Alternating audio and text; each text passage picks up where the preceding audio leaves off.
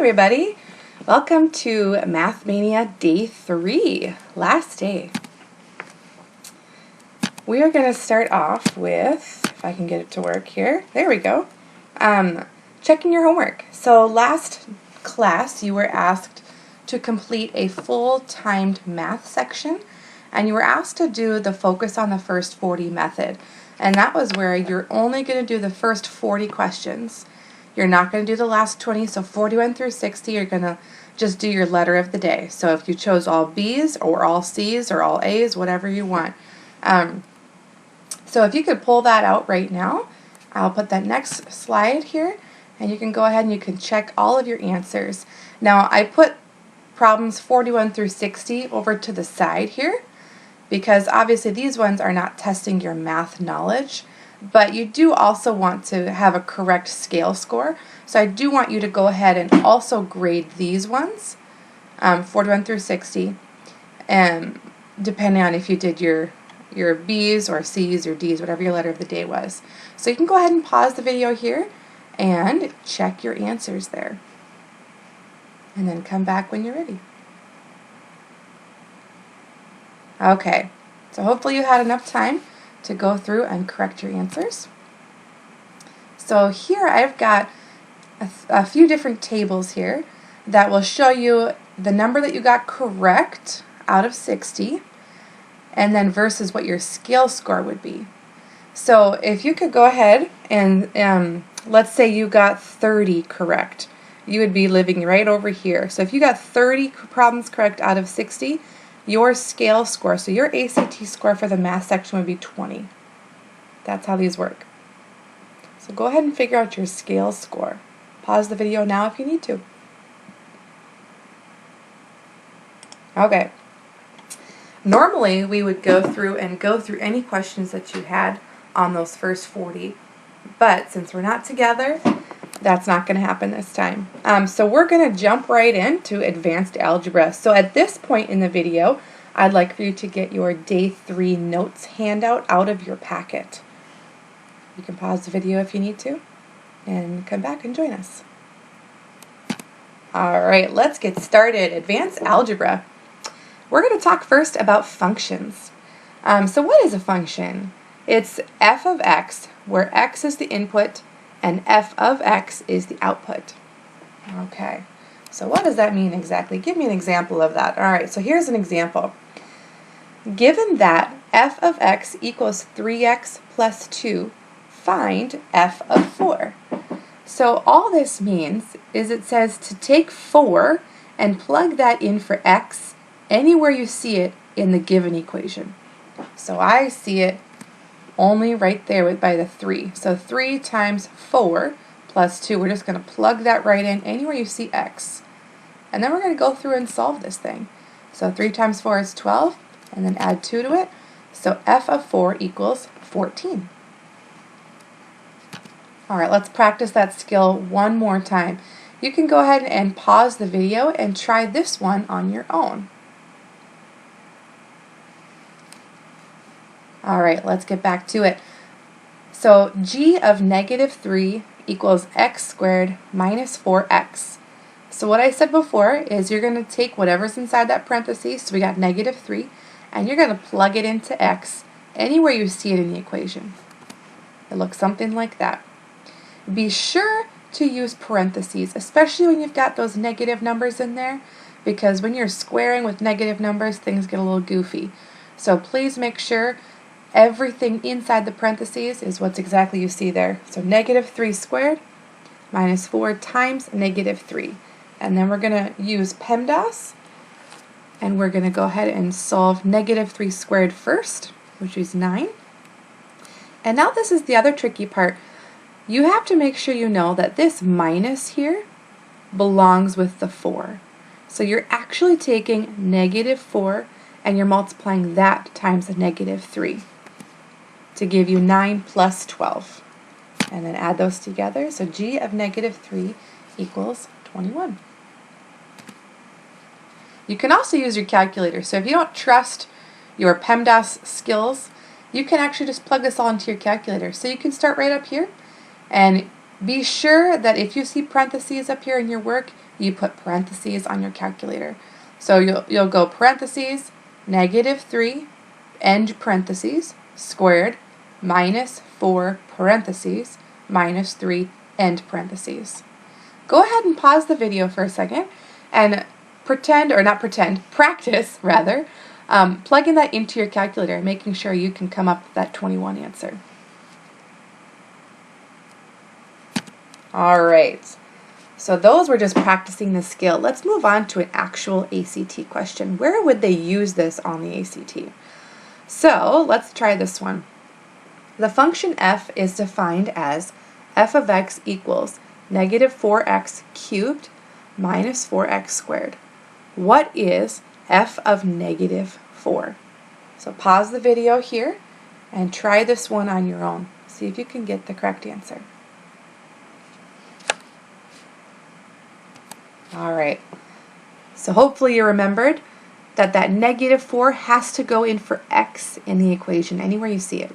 So it should come up and look something like this, or exactly like this. So -4, parentheses, -4, parentheses, cubed, minus 4, parentheses, -4, parentheses, squared. Now, here's where PEMDAS is really going to come into play.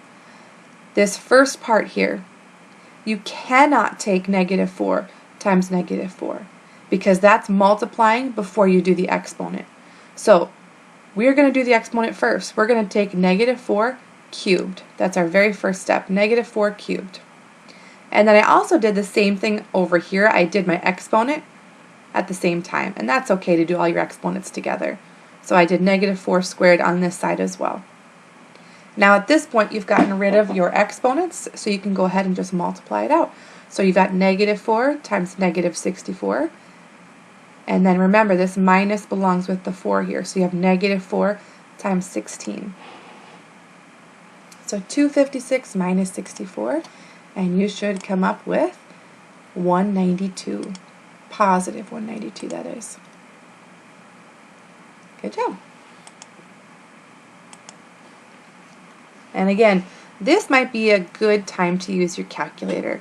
For those of you who are not totally certain about PEMDAS and how it all works out, and am I doing the exponent correctly, if it's a negative, things like that. So practice right now. You can pause the video, but practice typing this into your calculator and making sure you get 192.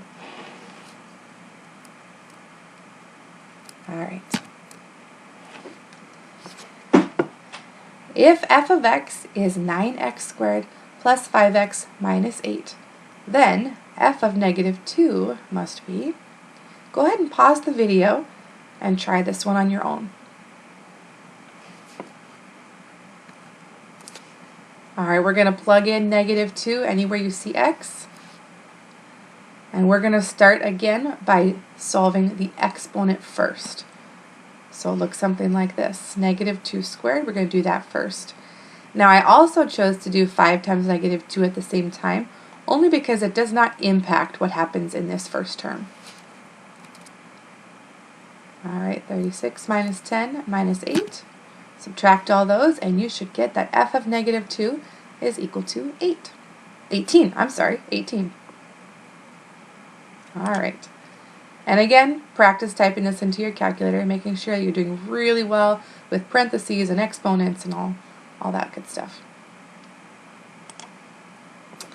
Alright, this is the last function question. This one's really going to test your knowledge. If f of x is equal to x squared plus x plus 5, and g of x is equal to the square root of x, then what is the value of g of 4 divided by f of 1? Now, I'm going to let you try this one on your own. You can pause the video, but if you'd like a hint, here's my hint for you. Solve g of 4 first and f of 4. Then, once you get those answers, then figure out what g of 4 divided by f of 1 is. Go ahead and pause the video, see if you can come up with the correct answer here. Okay, let's try it. So g of 4 is where we're going to take 4 and we're going to plug it into the g function. So we're going to plug it right in here, which ends up getting us the square root of 4, which is 2. Now f of 1, we're going to take that 1 and plug it into the f function. So that's where we get 1 squared plus 1 plus 5, and that equals 7. So now if we're going to do g of 4 divided by f of 1, it's simply 2 divided by 7, or 2 over 7. So A is the correct answer here. All right, well done. That's it for functions. Let's move on to probability. So you've heard a lot about probability in your math career, but let's just review what it is. So probability is the chance that a particular event will happen. So the probability is equal to the part out of the whole. All right, so we're going to jump right in to an ACT question. At a local post office, on average, 3 customers are in line when the post office closes each day. The probability P that exactly n customers are in line when the post office closes can be modeled by this equation. Given that e to the negative 3 is 0.05, which of the following values is closest to the probability that exactly 2 customers are in line when the post office closes?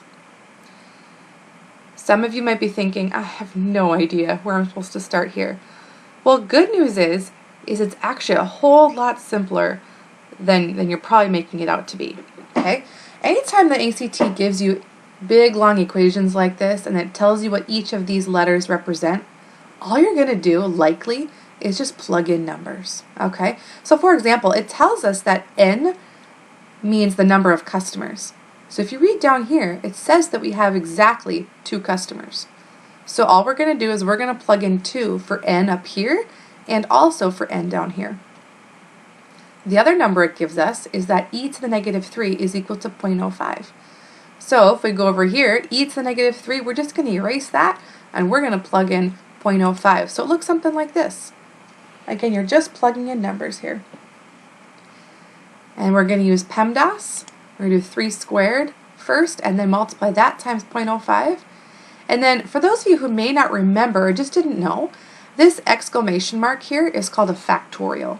And what that means is whatever the number is that comes before it, so let's say the number was 5. So if you had 5 factorial, that just means to take that number and multiply it by every number below it until you get to 1. So 5 factorial means take 5 times 4 times 3 times 2 times 1. Okay? 3 factorial would be, say, 3 times 2 times 1. In this case, 2 factorial is 2 times 1, which still gives us 2. So this factorial didn't just disappear. We actually did solve it. It just happened to also be 2 as well. So then at the very end, you're just going to take 0.45 divided by 2, and you get 0.225. So the closest value is 0.23. All right. The table below shows the results of a survey of 250 people who were asked whether they like to read and whether they play a musical instrument. So take a second and just kind of make sense of this table here. You've got plays a musical instrument and doesn't play. And then you've got the total.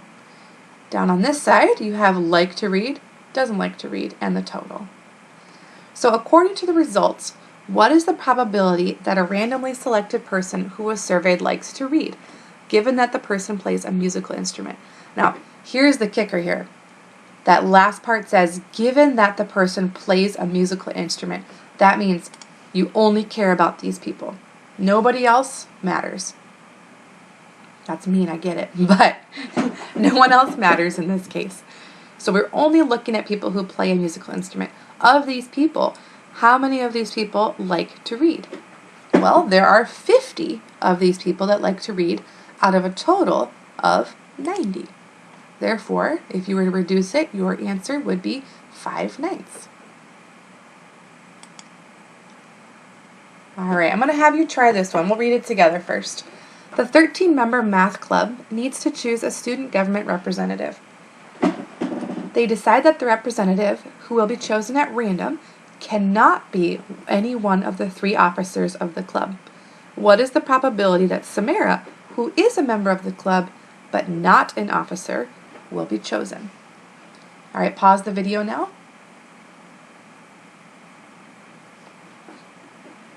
All right, let's talk through this one. So if the representative cannot be any of the 3 officers, then that leaves us a total of 10 students to choose from. So our total is going to be 10. Now we're talking about what's the probability that Samara is chosen? Well, she's only one person. Therefore, the probability is 1 out of 10, not 1 out of 13, as some of you might say. 1 out of 10. All right. Now, this is a different type of probability, so we're going to practice this skill. So Katie has 4 pairs of pants, 6 tops, 7 necklaces, and 3 pairs of shoes. How many outfits can she make? Now, it would be crazy for me to have you figure out with like a tree with 4 pairs of pants, 6 tops, 7 necklaces, and 3 pairs of shoes. I don't think you can get all those things drawn out on a piece of paper. Good news is you don't have to. If you have a whole bunch of different options and you want to know how many different things, how many different combinations you can make, all you have to do is multiply all those options. So 4 times 6 times 7 times 3, you can make 504 outfits with all of these items. All right, now using that skill, let's see how that translates to this question. License plates on cars in a certain state consist of 3 letters taken from the 26 letters A through Z, followed by 3 digits taken from the 10 digits 0 through 9. Which of the following expressions gives the number of distinct license plates that are possible given that repetition of both letters and digits is allowed?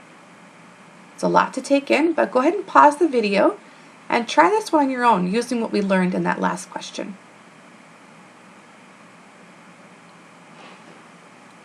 All right, let's go through this one here. Well, there are 3 letters. That much we know. We know that each letter has an option of having 26 letters, right? Because there's 26 letters in the alphabet. Followed by 3 digits. Now there is 10 digits total. You have 1 through 9, and then you can't forget about 0. 0 is also a digit, so there's actually ends up being 10 of them. So if you have 3 letters and 3 numbers, we're going to multiply all those options together to get 26 times 26 times 26 times 10 times 10 times 10. And then we're going to take a look at our answer choices and see which one of those best expresses what we want it to. And that would be A, 10 to the 3rd times 26 to the 3rd. Well done. All right, if we were in class, we'd watch this funny video, but if you want to look it up, it's really funny. I don't remember what it's called, but you could probably find it. All right, let's move on to exponent rules. There's quite a few of these, actually. The first one we're going to talk about is the product rule. So the product rule says if you have a to the x, x being some exponent, times a to the y, y being another exponent, what you can do is you can actually end up just adding those exponents. It's the same thing as if you were to say a to the power of x plus y. So here's an example of that. If you have a to the 3rd plus a to the 5th, that's the same thing as a to the 8th. You can simply just add those exponents. And it really makes sense if you think about it. A to the 3rd means you have 3 a's, right? A to the 5th means you have 5 a's. So how many total a's do we have? Well, we have 8. All right, the quotient rule is similar to the product rule, only this time we're going to be dividing, right? So if you have a to the x divided by a to the y, you could actually just simply subtract x minus y. Now, one thing you got to be careful with in this one is you have to make sure that the first exponent is first when you're subtracting. So you might get a negative number here, and that's okay. We'll talk about what to do with that in a minute. So something like this. A to the 10th divided by a to the 6th. You could just subtract those exponents, and we get a to the 4th. All right, a power rule. So here's where we've got some exponents. So if you have a to the x all to the power of y, what you need to do with those exponents here is you actually need to multiply them. It's powerful, it's stronger. You can think of it that way. So if you have a to the 3rd all to the 2nd power, you're multiplying those two, which ends up getting a to the 6th. And really you can think of this one as well. If you have a to the 3rd 2 times, you have a to the 3rd and a to the third. How many a's do we have? We have 6 of them. All right, we got a couple more of these rules here. Power of a product rule. And just, if I'm going too fast, feel free to pause the video at any point. All right, power of a product rule. So if we have a times b all to the x, you can actually separate those two numbers and make each of them taken to that power. And it looks something like this in real life. So if you have 2m all to the third power, you can break up the 2 and the m. And you can say that that's the same thing as 2 to the third times m to the third. And then your last step, since you know what 2 to the third is, why don't you just go ahead and solve that? And you get 2 times 2 times 2, which is 8. So therefore, you would get 8 times m to the third. That's the most simplified version. All right, similar to power of a product, we have power of a quotient rule. So instead of multiplying, we're actually going to be dividing this time. But the same idea remains. You have a over b, all to the power of x. You can split up those a and b, and you can give the x to the top number and to the bottom number. So it looks something like this. So if you have 3 over 4 all to the second, or all squared, you can break it up and it looks like 3 squared on the top over 4 squared on the bottom, which ends up equaling 9 over 16. And that can't reduce, so that is simplified as you can get. All right, the zero exponent rule. Anything to the 0 power is equal to 1. Anything. Okay, so you can have something super crazy like this, where you're thinking, oh my goodness, this problem would take me forever. But if you just look right over here, you've got this 0 power thing here. That means this whole thing is equal to 1, and you're done. It actually makes it a whole lot easier if it's to the 0 power. All right, so here's that negative exponent rule. So I was talking about before with the quotient rule, where sometimes if you subtract two numbers, you'll get a negative, right? If you're doing like 6 minus 10, you'll get a negative 4, and that's okay. However, mathematicians say that that's not simplified enough. You cannot leave it as a negative exponent. So the way we take care of that is if you have something taken to the negative exponent, that negative is going to tell us to, if it's on the top, put it on the bottom. If it's on the bottom, put it on the top. Okay, so in this case, your a to the x has to go to the bottom because it was on the top.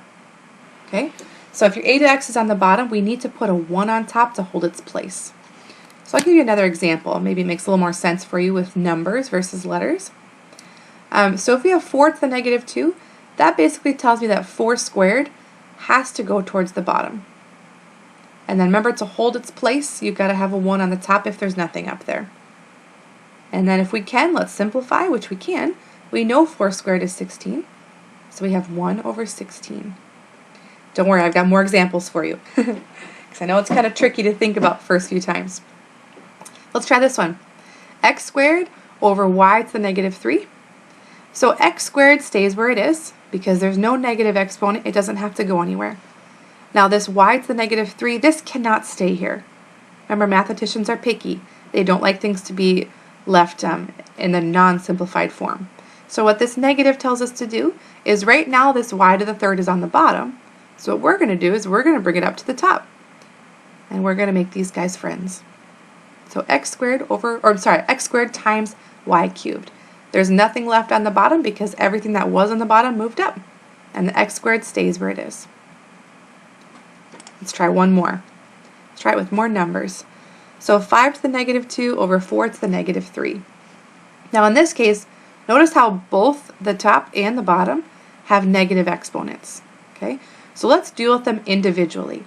This 5 to the negative 2, or 5 squared, this now has to go to the bottom since it was on top. Okay, and then obviously that exponent becomes positive, right? All right, how about here? So we got 4 cubed, there's a negative exponent. That's going to tell us to move that to the top. And then we'll go ahead and simplify. 4 cubed is 64, over 5 squared is 25. And that cannot be simplified anymore, so you're done with that one.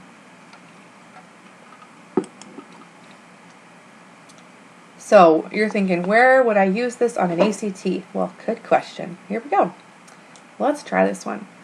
Given that 10 to the power of 2x minus 1 over x equals 1, what does x have to be? Now, this 2x minus 1 over x is all the exponent, okay? So pause the video now and see if you can figure this one out.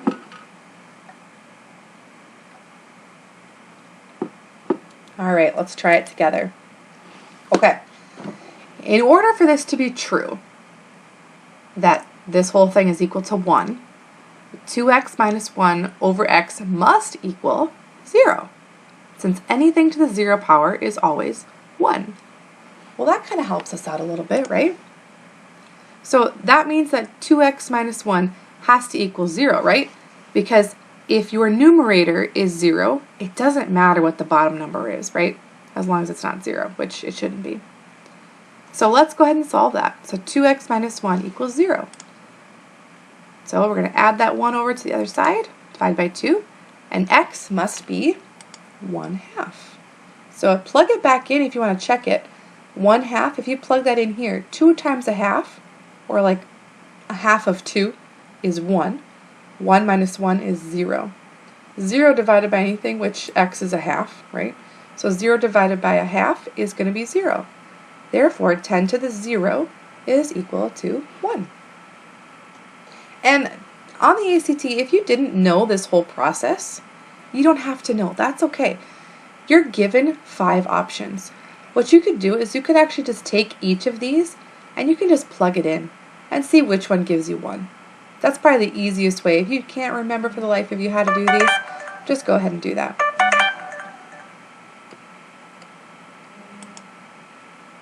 All right.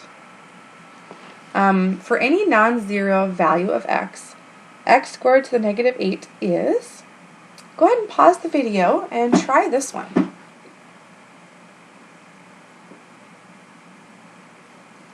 All right, you're using a few of these. You're using the power of a product property.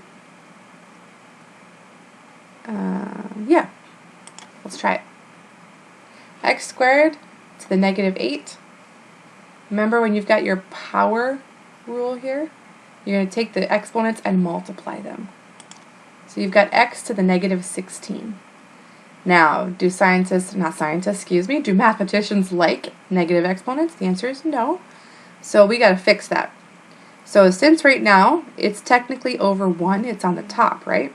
So x to the 16th, we've got that negative exponent, which tells us this needs to go to the bottom. So to hold its place, we'll put a 1 on top, and we've got 1 over x to the 16th. So that would be C. All right. Let's move on to inequalities.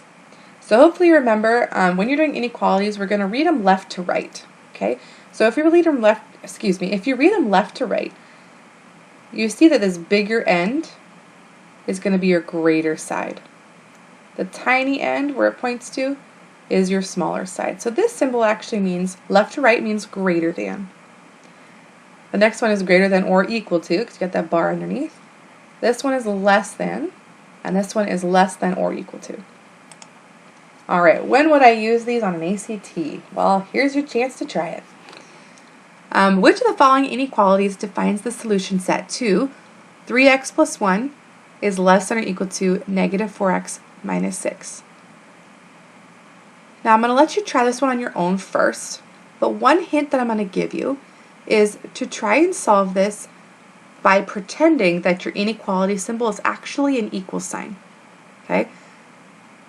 Go ahead and try it. Pause the video.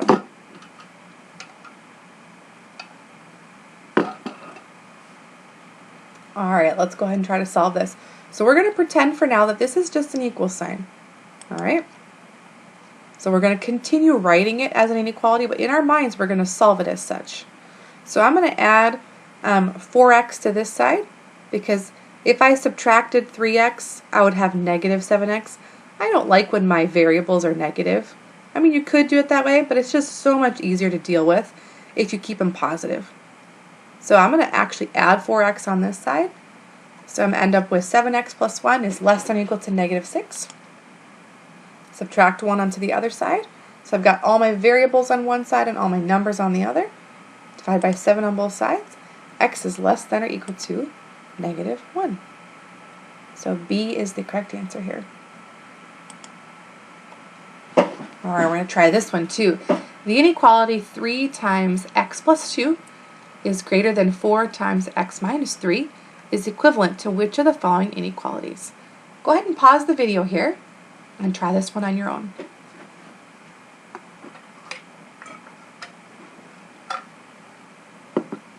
All right. So, first thing we need to do here is distribute. So we're going to take this 3 and distribute to the x plus 2, giving us 3x plus 6. And we're going to take this 4 and distribute it to the x minus 3, giving us 4x minus 12. So again, I like to keep my x's positive, so I'm going to actually subtract 3x onto this side. So I get 6 is greater than x minus 12. Add the 12 to the other side, so I get all my x's on one side, all my constants on the other. And then notice how this is flipped around a little bit.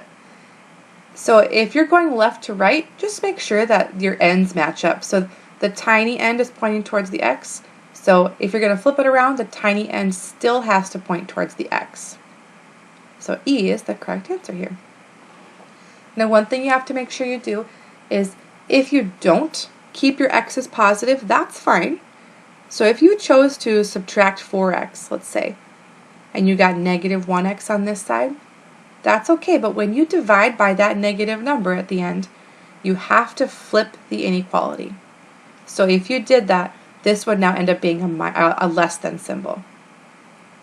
All right, which is also why I like to keep my variables positive.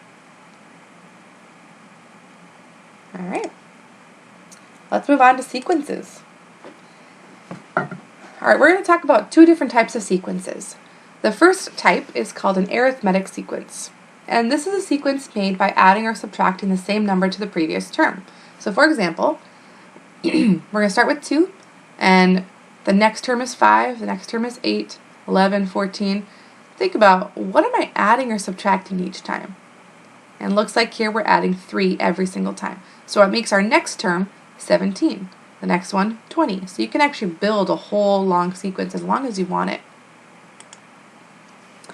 Alright, so that one's adding or subtracting. Now a geometric sequence is a sequence where the ratio of any term to the previous term is always the same. So in other words, we're multiplying or dividing with each term. So if we go 2 to 4 to 8 to 16 to 32, you can think about, what am I doing every time? What am I multiplying or dividing by to get to the next number here? And in this case, it looks like we're multiplying by 2. Now, if you're unsure, because sometimes it'll flip back and forth between negative and positive and fractions and whole numbers. So what you can do, a surefire bet, is you can take the second term and divide it by the first. That will always get you what the ratio is. Same thing up here. You can go 5 minus 2. That means you're adding 3 every time. All right. So let's practice the skill here. What is the next term in this geometric sequence? We're going 256, 64, 16, 4. This one might not be as obvious, but remember, what you can do is you can take that second term and divide it by the first. And what you'll find is that you'll likely get 0.25. So if you take 4 times 0.25, your next term should be 1. In other words, we're dividing by 4 each time. All right, let's try an arithmetic sequence one. These are a little bit easier. So find the missing terms in this arithmetic sequence. We have 11, 9, blank 5, blank, or I'm sorry, blank 5, 3, blank. So it looks like from 11 to 9 we're subtracting 2. So if we subtract 2 again, we get 7, and then from the 3 minus 2 we get 1. So you might be thinking, these are really easy. When would I have to actually ever use this on an ACT? Well, let's try this one. Andrea is selling boxes of cookies door to door. On her first day, she sells 12 boxes of cookies, and she intends to sell 5 more boxes per day than on the day previous. If she meets her goal and sells boxes of cookies for a total of 10 days, how many boxes total did she sell? Go ahead and pause the video and try this one.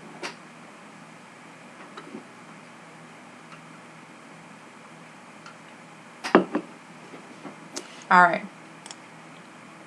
You could choose to write it out like this. Day 1, she sold 12. Day 2, she sold 5 more, therefore she sold 17. Day 3 was 5 more than that, so 22. And so on and so forth for 10 days. And what you'll end up doing is you'll add all of these up and you'll get that she sold 345 boxes. It's a good Girl Scout right there. Alright. And last but not least, let's do a little bit of right triangle trig. Now this is just the basics of right triangle trigonometry. We're not going to get into the crazy stuff that you will in pre-calc and calculus. So hopefully that puts your mind at ease a little bit. So what is right triangle trigonometry? You've probably heard of SOHCAHTOA. The one thing to know about this is it's for right triangles only. Okay? Excuse me. Right triangles only. So what does SOHCAHTOA even stand for? So the SO part, the SOH, says that the sine of x, which is any angle, is equal to the opposite side over the hypotenuse. The CA, or the CAH part, says the cosine of x is equal to the adjacent over the hypotenuse. And the TOA, or the tangent, is equal to the opposite over the adjacent. Alright, so let's pretend we've got a right triangle here. And let's say we're talking about this angle. We're going to call this our angle x.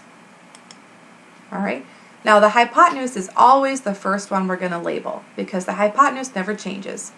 Now the adjacent and the opposite will flip sides depending on which angle you're looking at. So always label your hypotenuse first. Then from there, the opposite's usually the next one because that's opposite your angle, usually the next easiest one to find, which leaves the remaining side your adjacent side. So how do we use this? Well, let's practice.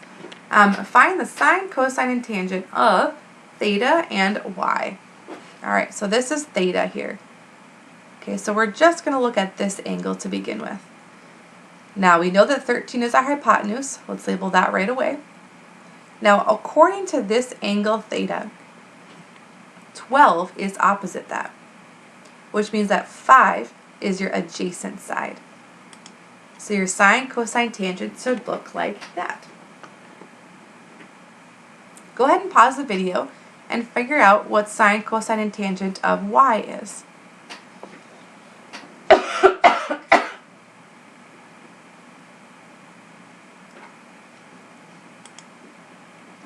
You should come up with something like this. 13 is still your hypotenuse. However, with this one, 5 is the opposite and 12 is your adjacent. Alright, let's try an ACT question. For an angle with measure sine of alpha is equal to 40 over 41 and the tangent of alpha is equal to 40 over 9, what is the value of the cosine of alpha? Well, we'll do this one together. Alright, so let's just draw a right triangle, and you can choose which angle here you want to be your alpha. It really doesn't matter. Okay? Now, the first thing we know is that the sine of that is 40 over 41, which means that the 40 is the opposite. So opposite of that angle is 40, which is right over here.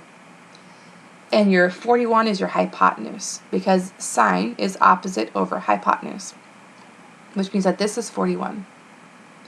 Now the tangent of that angle says that the opposite over the adjacent is 40 over 9, which means that this side must be 9. Therefore, what is the value of the cosine of alpha? So the cosine is the adjacent over the hypotenuse, which is 9 over 41.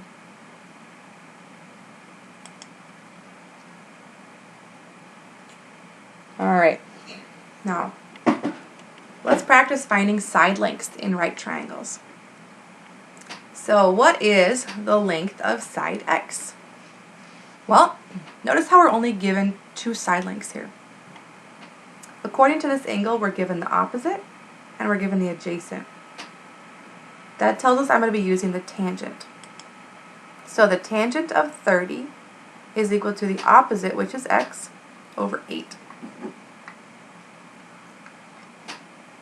Now from here, the easiest way to go about solving this is to put this whole thing over 1 and then cross multiply. So we have 8 times the tangent of 30 is equal to 1 times x, which is just x. Now from here you can use your calculator and do 8 times the tangent of 30. Make sure you put 30 in parentheses. Also, make sure your calculator is in degree mode. So if you look on your calculator, look for the word mode, and you'll have to arrow down, you'll see radians and degrees.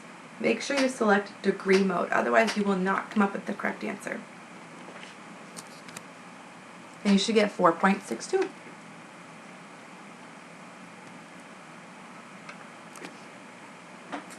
Alright, when would I use this on an ACT? Here we go. The bottom of the basket of a hot air balloon is parallel to the level ground. One taut tether line, 144 feet long, is attached to the center of the bottom of the basket and is anchored to the ground at an angle of 72 degrees, as shown in the figure. Which of the following expressions gives the distance in feet from the center of the bottom of the basket to the ground? Go ahead and pause the video and try this one on your own.